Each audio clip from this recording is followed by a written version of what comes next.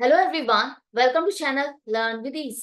आज का टॉपिक है अकाउंटिंग फॉर शेयर कैपिटल का, जिसमें हम सॉल्व करेंगे question number 44 chapter 8 TS Grewal की बुक से class 12 accounts. Online sessions, online classes के लिए आप मुझे इस नंबर पर व्हाट्सएप कर सकते हो अपना नाम और क्लास। अगर आप टीएस ग्रेवाल के साथ साथ डीके गोयल बुक को भी फॉलो कर रहे हो तो इसी चैनल की प्लेलिस्ट को क्लिक करो, आपको डीके गोयल और टीएस ग्रेवाल दोनों के न्यू एडिशन के सॉल्यूशंस अपलोडेड मिलेंगे। साथ में ही कम्युनिटी सेक्शन में एमसीक्यूज मिलेंगे क्विज की फॉर्मेट में और एमसीक्यूज के सॉल्यूशन शॉर्ट्स में। तो बहुत कुछ है चैनल पर, विजिट द चैनल। अच्छा लगे तो शेयर और सब्सक्राइब जरूर करना।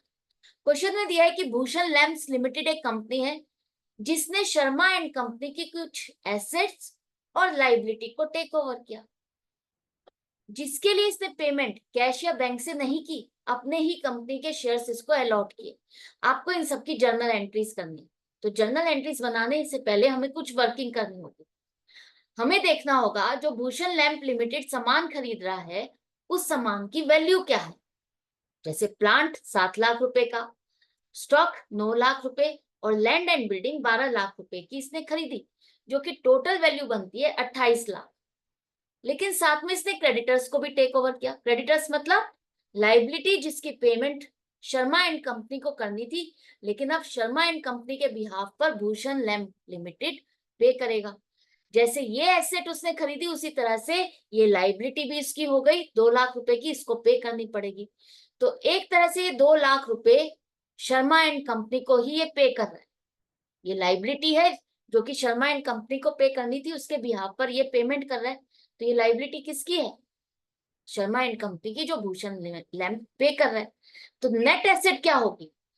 जो एसेट खरीद रहा है वो 28 लाख है, साथ में 2 लाख रुपए इसको पे भी तो करने क्रेडिटर को, तो ये माइनस करो क्या।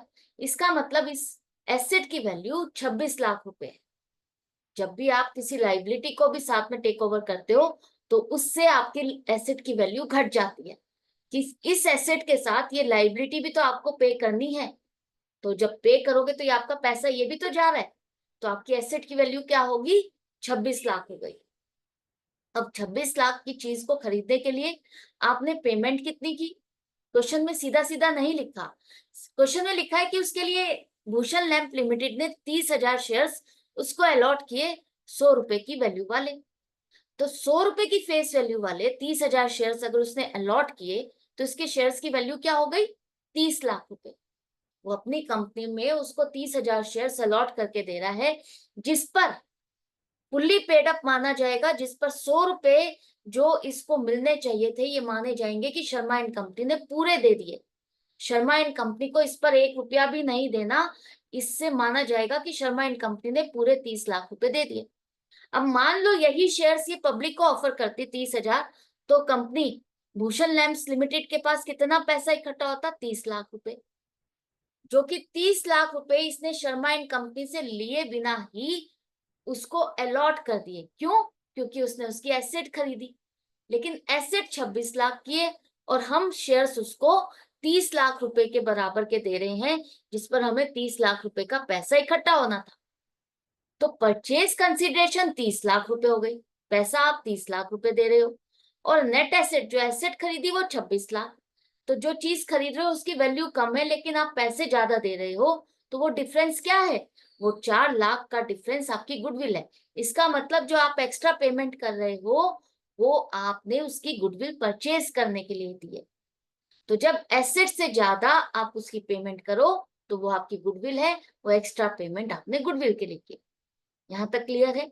अब इसकी जर्नल एंट्रीज क्या बनेगी? भूषण लैम्प्स लिमिटेड कंपनी के बुक्स में अगर आप रिकॉर्ड करोगे तो अगर इसने एसेट्स खरीदी तो ये अब एसेट इसकी हो जाएंगी। इसकी बुक्स में एसेट आ रही है, नई एसेट आ रही है, तो नई एसेट के अकाउंट को आप डेबिट करोगे। Plant account debit 7 lakh, stock in trade account debit 9 lakh and land and building account debit 12 lakh. जो गुडविल के लिए भी आपने पैसा दिया वो गुडविल भी अब आपकी एसेट है, जिसे आप एसेट्स में शो करोगे बैलेंस शीट में। तो goodwill account debit 4 lakh. Sundry creditors, जो क्रेडिटर्स सब शर्मा एंड कंपनी के थे वो भी आपने एक तरह से खरीद लिए, तो सन्ड्री क्रेडिटर्स वो अब आपकी लाइबिलिटी है, 2 लाख अब आपको पे करने हैं।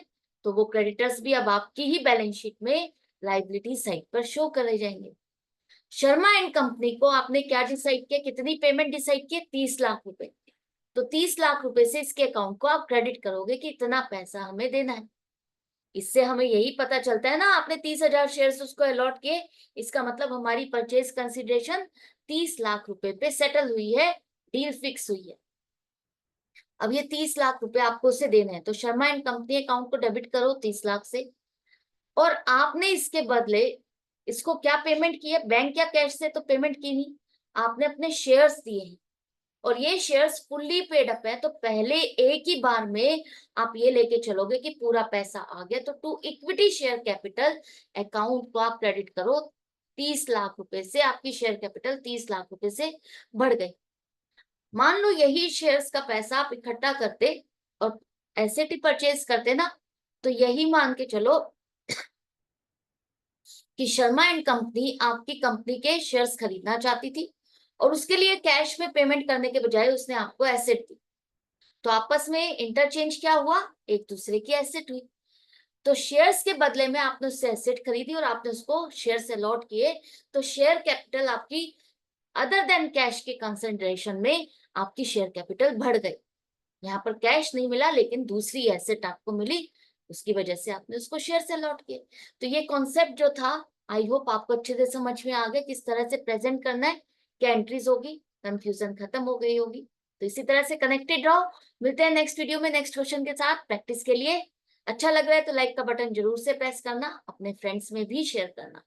Good bye and take care.